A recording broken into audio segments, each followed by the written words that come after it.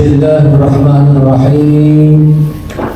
Alhamdulillahilladzi hadana lidinihi al-qawim wa bayyana lana ala siratil mustaqim bil ayati wa dhikril hakim wa bi sunnati rasulih al-karim. Asyhadu an la ilaha illallah al-malikul haqqul mubin wa asyhadu anna Muhammadan abduhu wa rasuluhu khairu man ta'addaba bi adabil Qur'anil hakim.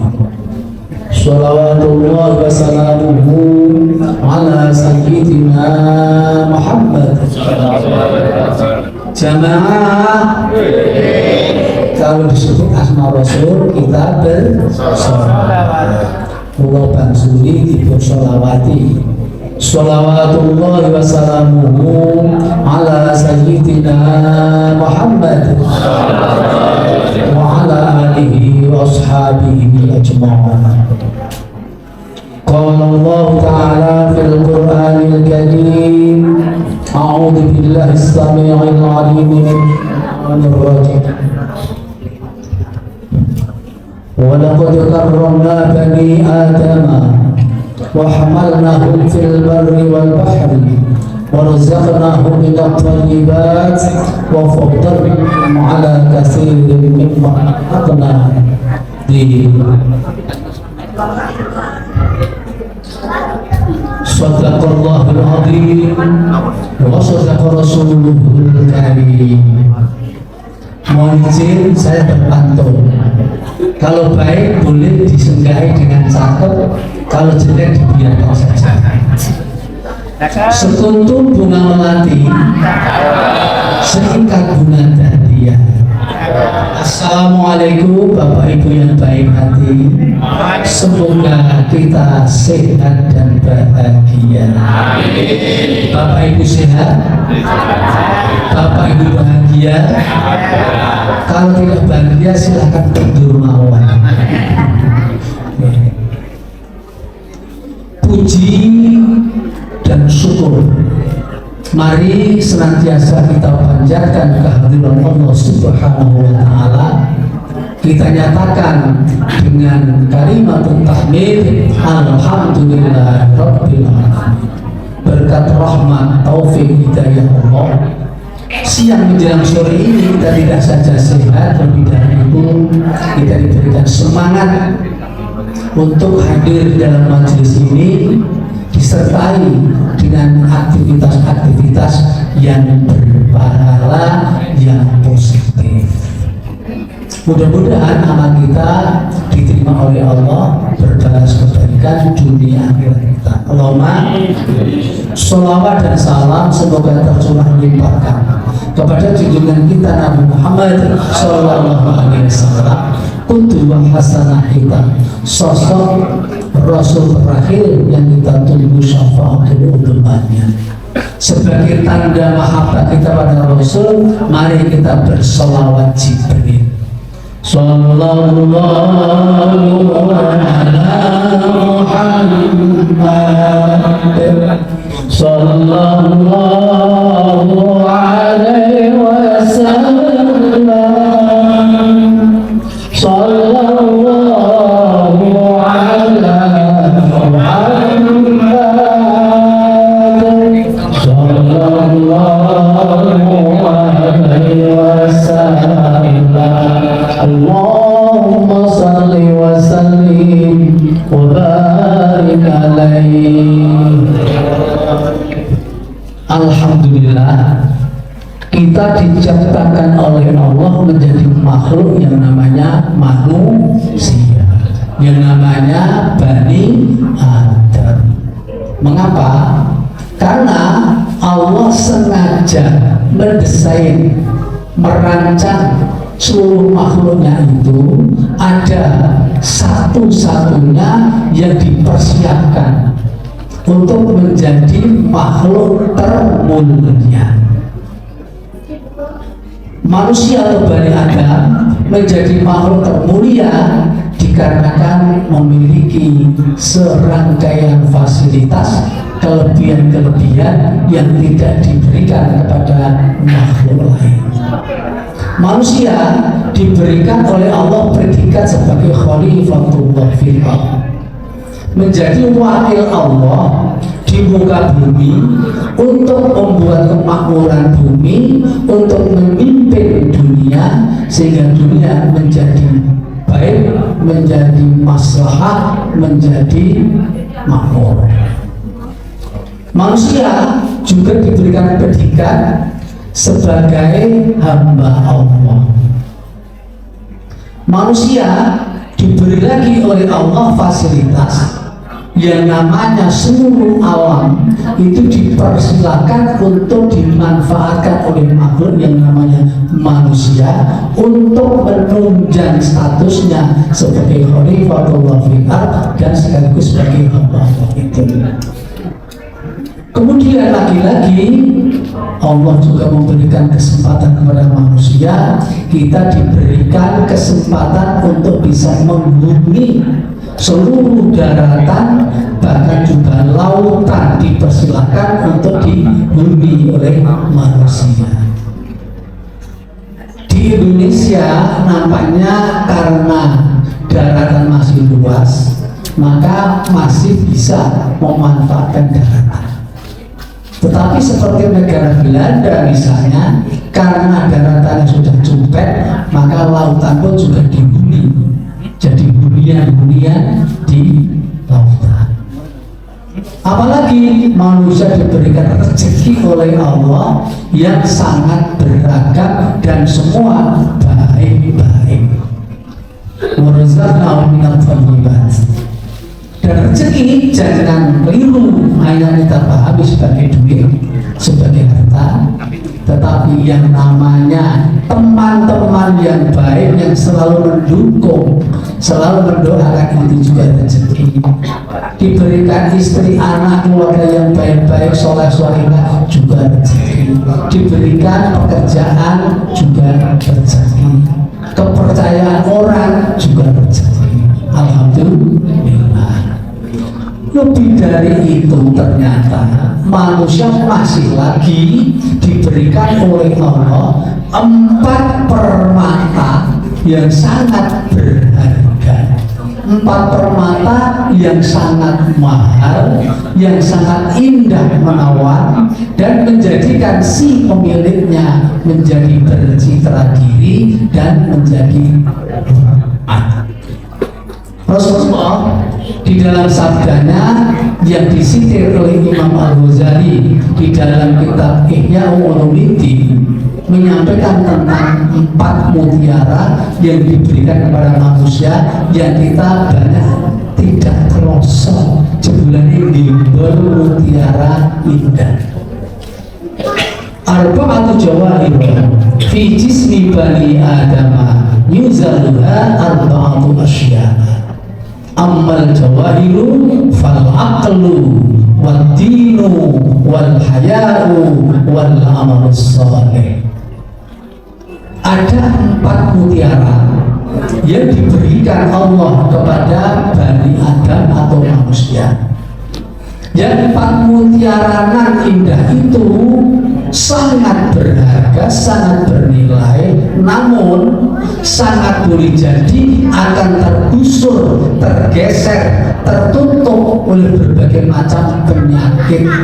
Yang penyakit itu 4 macam juga. Adapun 4 mutiara itu, yang pertama adalah al-aqlu. Jamaah, kita menjadi laksana memiliki mutiara atau permata dikarenakan kita memiliki akal. Akal merupakan anugerah Allah yang sangat luar biasa, yang memiliki daya yang bisa mengantarkan si pemiliknya betul-betul menjadi manusia unggul. Akal bisa difungsikan untuk memahami agama. Imam Al-Ghazali dalam sabda yang lain mengatakan al-aqlu lan yahtadiya illa bisyar'i wa syar'u lam yatabayyan illa bil aqli. Al-aqlu kal asasi wa syar'u kal binai. Akal itu tidak bakal mendapatkan kebenaran, kebaikan kalaulah tidak memperoleh sinaran wahyu, tidak memperoleh petunjuk wahyu. Sebaliknya wahyu, syara, Al-Quran, sunnah tidak akan bisa dipahami, tidak akan bisa diimplementasikan, tidak akan membawa kebaikan kalau tidak didekati, dipahami, dijabarkan oleh akal. Oleh karena itu, akal harus bersinergi dengan syara, dengan wahyu. Digambarkan akal laksana fondasi, sedangkan syara atau wahyu adalah bangunan di rumahnya, saling melengkapi, saling memberi makna. Maka akal menjadi sangat penting. Akal kalau diberdayakan, dia bisa menggunakan akal dengan kerja-kerja pemikiran dan juga penalaran, akan mampu menciptakan berbagai macam teori, ilmu pengetahuan, teknologi, ide, gagasan, peradaban dan sebagainya. Itu kalau akal digunakan, sehingga akal luar biasa mulianya, sehingga seperti permata. Tapi sayang, seribu sayang, survei menunjukkan bahwa akal manusia itu banyak yang tidak berfungsi, tidak berdaya guna. Kenapa? Karena tertutup oleh penyakit yang namanya al-ghadab. Emosi, marah, muringan, nesu terus, itu menjadikan akal kita tertutup, tidak berfungsi. Contoh mudah kita lihat betapa banyak orang-orang yang alim alama, bertitel kiai, bertitel profesor, doktor, tetapi karena isinya nesu muring emosional, maka sulit membedakan dengan anak kecil. Tidak bodoh, akalnya tidak jalan. Itu yang pertama. Maka hati-hati, kita jangan gampang marah. Ada kisah seorang sahabat matur pada Rasul, wahai Rasul, tolong berikan kepada saya resep hidup yang kalau kita amalkan, saya akan selamat, akan bejo mulia dunia akhirat. Rasul menjawab singkat, apa? La taghdab, ojo nesu. Orang tadi mikir, kok gampang banget.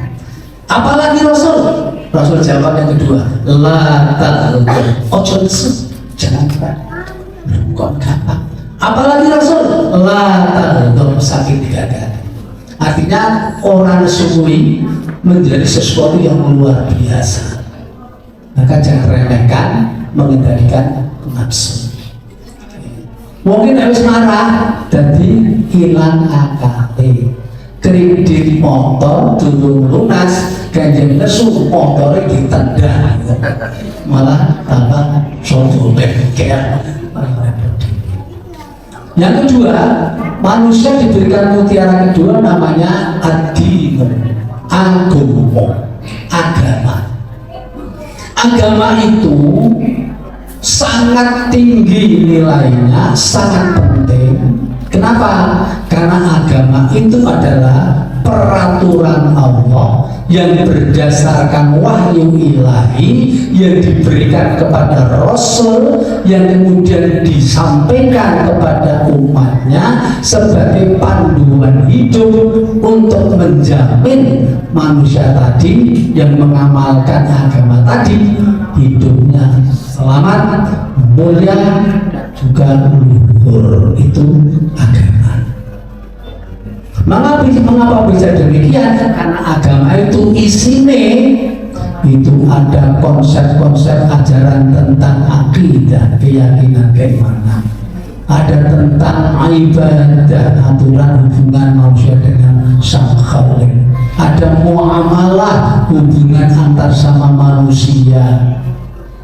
Ada akhlakul karimah atau akhlak, itu juga menjadi kandungan dari agama. Bahkan agama menjadi embrio dari ilmu pengetahuan dan teknologi, sehingga agama sangat penting, apalagi agama Islam.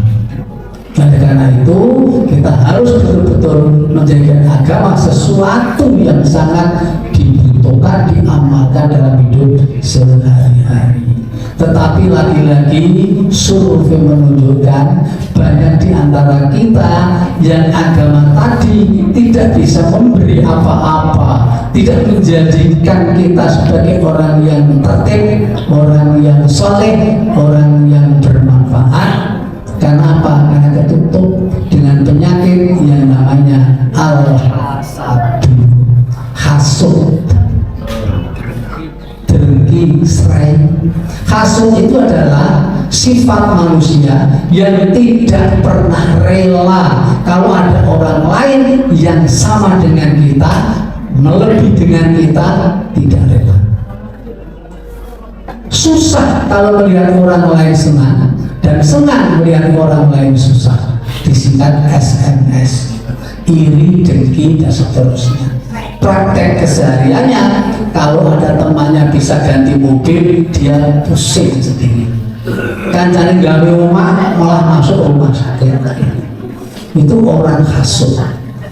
Nah, orang hasud itu kalau dia pelihara kehasudannya tadi, menjadikan hafalan Al-Qur'annya, hafalan hadisnya, ilmu agamanya semua menjadi dianggap tidak penting, ketutup dengan rasa hasudnya tadi. Rakanggu ajaran agama ora tinggi, ayat ora tinggi, wong jenenge wong hasud. Yang ketiga, mutiara yang diberikan Allah kepada kita yaitu namanya al-haya'u, rasa malu. Rasa malu yang laksana permata, yang tinggi harganya adalah rasa malu kita untuk melakoni hal yang bertentangan dengan norma agama, yang bertentangan dengan norma budaya, norma sosial, norma adat istiadat adiluhum, nilai kepantasan, itu kita tabrak semua. Itu jadi kita tidak punya malu. Tapi kalau kita malu, tentu apapun yang tidak cocok dengan ajaran agama, yang berupa maksiat, mungkar, dosa dan sebagainya, kita malu, tidak mau melaporkannya. Termasuk juga yang bertentangan dengan norma sosial, norma adat istiadat. Nah, kalau itu kita bisa pelihara, maka kita akan dihargai orang, dihormati orang. Tetapi survei menunjukkan sekarang ini sudah banyak rasa malu kita yang tercerabut dari pribadi-pribadi kita. Nampaknya apa yang diramalkan oleh Joyoboyo sudah terjadi hari ini.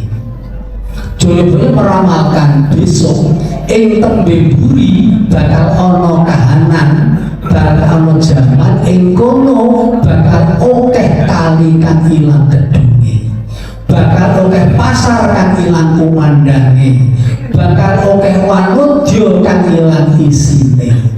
Itu kata Joyoboyo. Saudara-saudara kita di BMT yang putri-putri protes dengan ramalan itu. Kenapa? Itu ramalannya bias gender. Mestinya sih bener apa? Bakal oke wanudya lan priya. sing padha ilang isine. Wong nyatane ning televisi kae wis cetha jadi tersangka, wis dikeki seragam oranye, isih dadak-dadak cengengesan kok. Ora isih gitu. Iku lanang.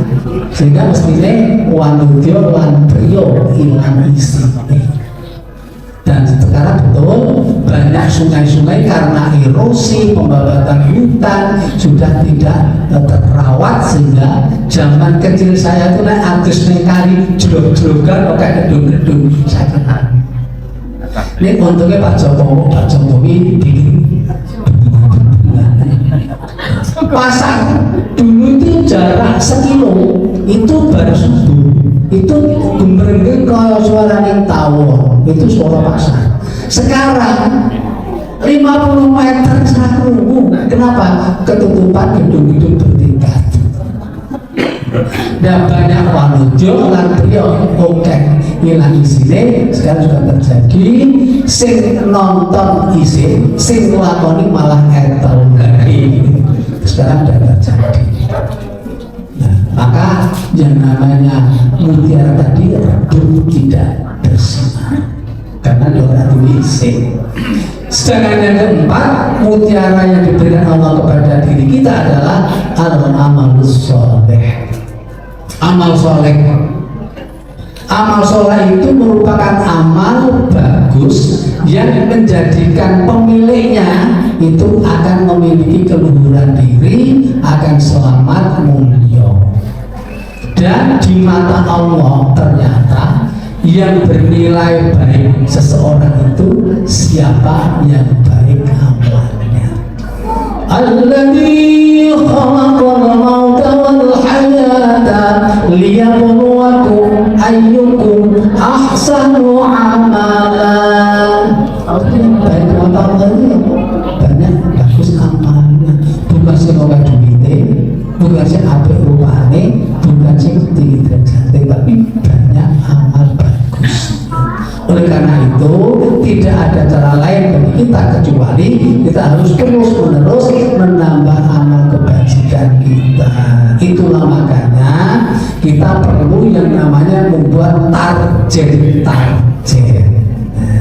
Dimulai kita mentargetkan 1 minggu minimal untuk khatam 1 juz. Ini jadi kesekian ya, tapi ya apa karena memang tidak kalau ada program wandi juz sehari 1000 1 juz.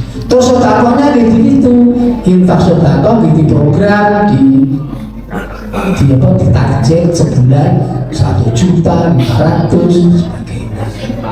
Nabung di BNT juga diprogramkan dan sebagainya.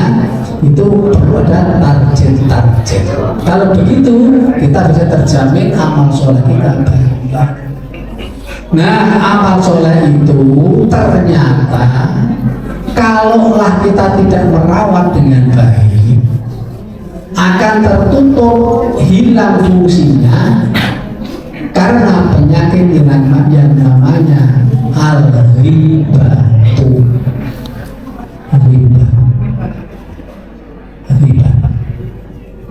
Sebelum riba tadi yang ketiga tadi, yang rasa malu tadi itu juga ketutup dengan penyakit yang namanya al-toma. Jadi yang namanya apa tadi, rasa isin ini menjadi hilang dari diri kita karena kita memelihara yang namanya toma. Toma itu apa? Toma itu keinginan diri, ambisi pribadi yang ingin selalu menguasai, ingin memiliki, ingin mengatur, sampai pun yang bukan hak kita diinginkan untuk kita kuasai. Sehingga orang toma itu isinya apa? Wani jilat atas, ninjak bawah, sikut kanan, sikut kiri, cari panggung kemana-mana. Karena untuk memenuhi ambisi pribadi. Kalau itu yang terjadi tadi, isinya selainnya randi rasa malu. Itu yang ketika saya tanda tangan dari Wanda. Yang keempat tadi, Yang namanya amal soleh yang sudah kita himpun hari demi hari menumpuk itu bisa jadi nanti tidak akan ada harganya, tidak ada gunanya kalau ketutup dengan yang namanya al-ghibatu atau riba. Riba itu menggunjing orang lain yang andai kata orang yang digunjing itu mendengar menjadi ada rasa tidak enak walaupun fakta. Oleh karena itu Bapak Ibu, kalau kita jagungan suwe itu biasanya yang awal-awal bisa ngomong terkontrol yang baik-baik, tapi kalau kesuwen campur riba, nek suwe banget campur fitnah. Nek dilengke, Mas, mbok ojo riba, jangan pernah menjawab aku ora riba, aku pengen ngandhak ini. Ayo mereka ngene jenenge riba. Nek ngandhake sing ora ana jenenge fitnah. Nah, ternyata hukum riba itu membahayakan sekali. Kenapa?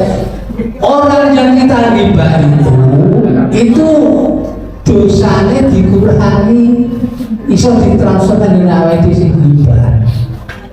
Nah wis kentekan amale kita sing riba ditransfer nang gone sing riba.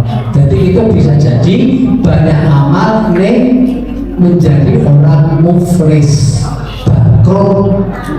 Orang bangkrut itu bukan ke orang yang tidak punya amal.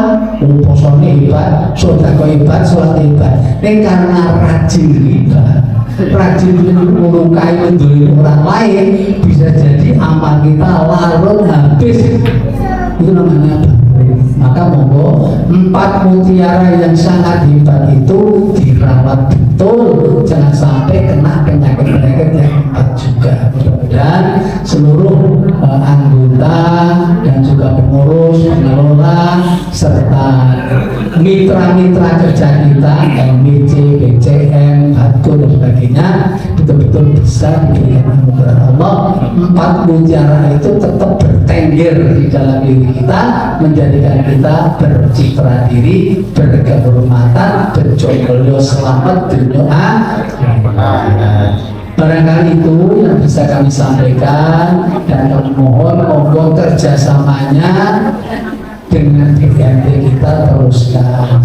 Kita berjuang untuk menegakkan pagi-pagian Islam, menegakkan jasa dengan jalan kita masing-masing, tapi lebih baik kita bersemangat kerjasama. Mudah-mudahan bermanfaat, ada kekurangan mohon maaf, dan selanjutnya mari kita berkasih dengan doa. Sebelum doa kita sifat dulu ya.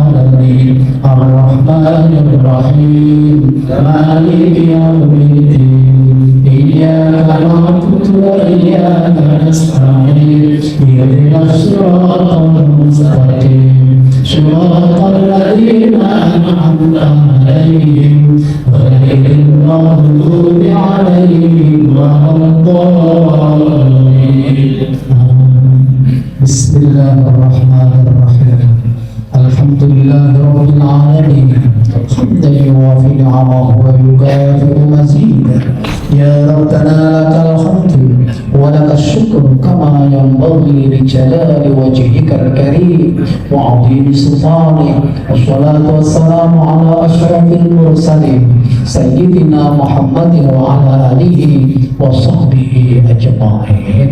اللهم اغفر لنا ذنوبنا ولوالدينا ولجميع المسلمين والمؤمنين والمؤمنات الأحياء منهم والأموات إنك السميع قريب مجيب الدعوات يا قاضي الحاجات. ربي أوزعني أن أشكر نعمتك التي أنعمت علي وعلى والدي وأن أعمل صالحا ترضاه وأدخلني برحمتك في عبادك الصالحين.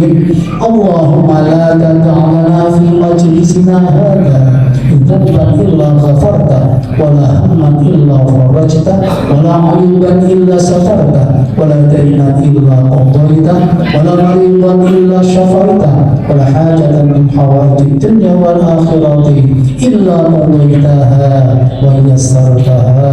اللهم إنا نسألك علما نافعا ورزقا طيبا مباركا ويقينا صادقا وقلبا خاشعا ولسانا ذاكرا ومقاما محمودا ودرجة رفيعة وعملا متقبلا. اللهم أصلح لنا ديننا الذي هو عصمة أمرنا وأصلح لنا دنيانا التي فيها معاشنا وأصلح لنا آخرتنا التي إليها معادنا واجعل الحياة زيادة لنا في كل خير واجعل الموت راحة لنا من كل شر. اللهم اجعل KMTMU sejahtera salimatan salihatan nafi'atan mubarakatan ma'muratan birahmatika ya arhamar rahimin wa ya mujibas sa'ilin. Rabbana atina min ladunka rahmah wa hayyi lana min amrina rasyada. Rabbana hab lana min azwajina wa dhurriyyatina qurrata a'yun waj'alna lil muttaqina imama. Allahumma taqabbal minna innaka أنت السميع العليم وتب علينا إنك أنت التواب الرحيم. ربنا آتنا في الدنيا حسنة وفي الآخرة حسنة وقنا عذاب النار وأدخلنا الجنة مع الأبرار يا عزيز يا غفر يا رب العالمين. وصلى الله على سيدنا محمد وعلى آله وصحبه وبارك وسلم. سبحان ربك رب العزة عما يصفون وسلام على المرسلين والحمد لله رب العالمين. آخر كلام بالله التوفيق والهداية والرضا والعناية والعفو منكم ثم السلام عليكم ورحمة الله وبركاته.